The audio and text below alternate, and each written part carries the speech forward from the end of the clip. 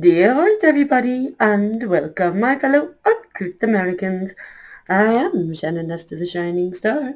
I wanted to talk to you today about anthropomorphism and furries. Now, before I begin, I appreciate the furry community. I appreciate it. And don't forget to like, share, and subscribe. Thank you. Now, the earliest thing I can find as far as furryism in America it was 1976, a cartoon called Omaha, the Cat Dancer, about it was a drama about an exotic dancer and her lover and a bunch of X-rated imagery all through the comic strip. They were a cat people, animal people sort of thing going on.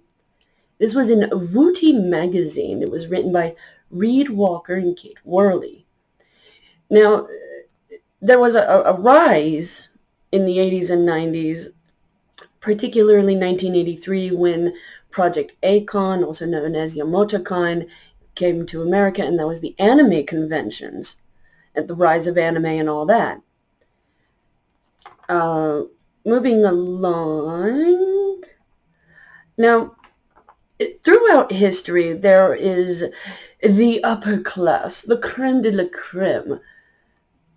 The various socialites back in history of any nation, there was often like the masquerade balls and the more private after midnight parties that were simply unspoken of as long as they kept their mask on, usually portraying animals and things like that.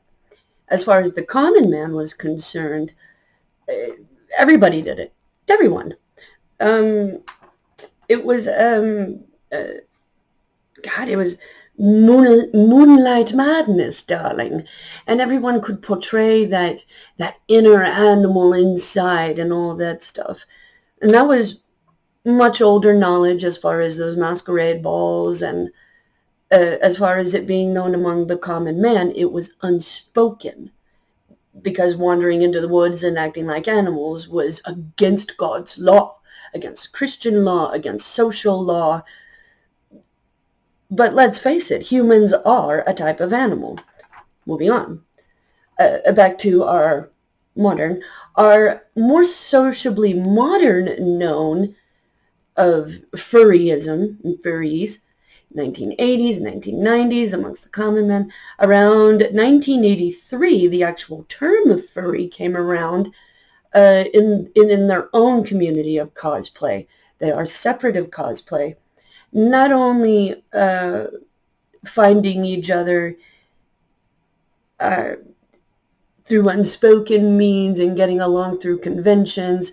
They would also meet up in parks and stuff like that for cosplay and wear full-on get-up and furry costumes. As well as thanks to MUD, multi-user dungeon or multi-user dimension back in 2000, as well as MUCK, M-U-C-K. Furries would be able to do a non-violent role cosplay among cyber interaction.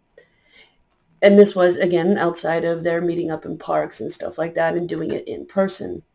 Now, not all furries are the full-on costumed, litter box using, biting, scratching headaches of society. In fact, as I stated, I appreciate the modern day furry community. You see, animism, totemism, and spiritual anthropomorphism runs deep, but let's one have a path of guidance by these otherworldly ethereal feelings. They allow the inner creature, that inner animal that one was practically designed to be in that inner core. It allows that inner creature to be the grander part of evolution and not de-evolution. Devolution? De-evolution? Devolution. Devolution. We all know that that's a word coming from the other side. Who knows? Extremism of any kind and too much of anything is bad. I'm just saying moderation is key, etc., etc., etc. Moving on. Totemism goes back to before written history. In every religion that has ever been or ever will be has animism, anthropomorphism, and that totemism. Totemism.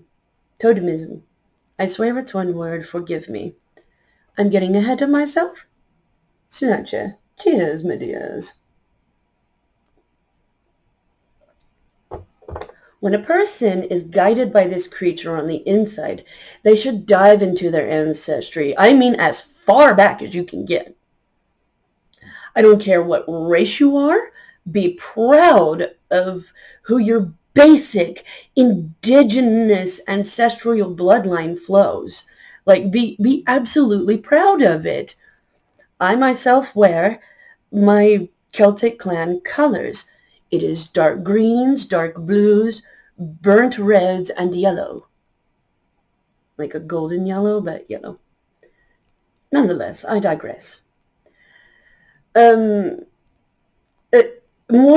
For instances, Celtic clans would not just be like an individual person being led by an animal, but the entire clan could be led by animals, such as the wolf clan, the bear clan, the raven clan, the eagle clan, you name it. There's so many. And as I was saying, I am wearing the picked colors of my Scottish side. Further examples. Native... You! Oh my. Please forgive me. It tickled my nose. Pardon. As I was saying, Native Americans wore full fur headdresses and buffalo and or other horns, such as deer, elk, ram, for either everyday ceremonial or also as war bonnets, they were called. Egyptian and other African spirit guides were displayed by full body and face markings and body paint, all that, reflecting whatever deity or animal that they lived by. The Celts would have animal guides for, as I was saying, for the whole clan and all that. The reflection of the clan shaman would dress in the full and special garb, as I was saying. The clan would wear their furs, their fangs, claws of that animal. Like, say they went out, they hunted, they gathered some of the bones, teeth, and all that from that animal and wore it as such. They would also have animal mannerisms for conversation and full-on battle. They would have code. They would speak in code using animal noises, using animal talk.